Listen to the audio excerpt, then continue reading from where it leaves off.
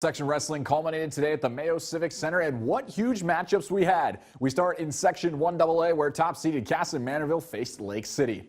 And KM would make quick work of LC at the 126-pound weight class. Giovanni Ruffin with the takedown, give him 2 points, and then give him 2 more. Well, this was the personification of this matchup.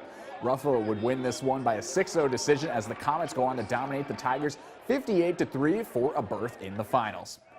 And they would go on to take the winner of this matchup, Simley versus PEM. Look at that takedown by Ruben Saldivar of Simley. But then he's going to finish off with a pin over Cale Lamb.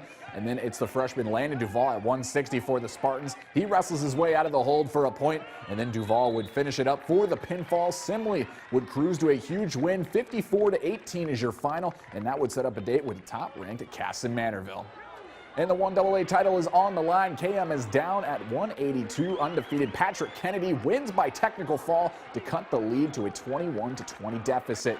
But then the turning point at 195, KN Short and Grant Parrish. Short would win by a 6-0 decision, and that would extend the lead for the Spartans. And then the deciding factor, last matchup, Daniel Gregory Kirk-Valet with a quick pin over Anthony Mo Tucker, and that will do it.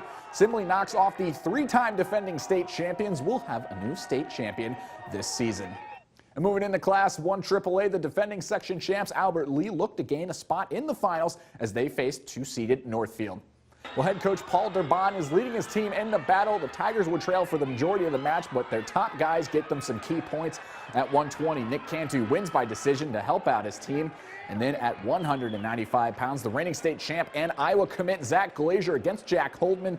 An easy takedown for 2, and then Glazier would finish him off for the pinfall. But Northfield proved to be too much for Albert Lee in this one. The Raiders win at 43-19, and that set up a date with them with top-seeded Owatonna.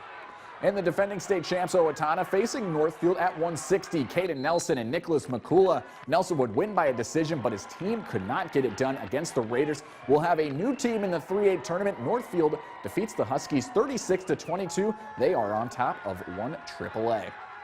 And in Class 1, or Section 1A, the 3-seeded Chatfield and 2-seed Goodhue going at it at 220. A.J. Carver for the Gophers gets the decision, but the turning point of this match, Wildcats were down, not anymore. Kelby O'Reilly pins Campbell Berg at 160, and the Goodhue crowd absolutely goes nuts. The Wildcats would storm back to win 37-34. They would later take down Caledonia Houston in the finals to head to the state tournament.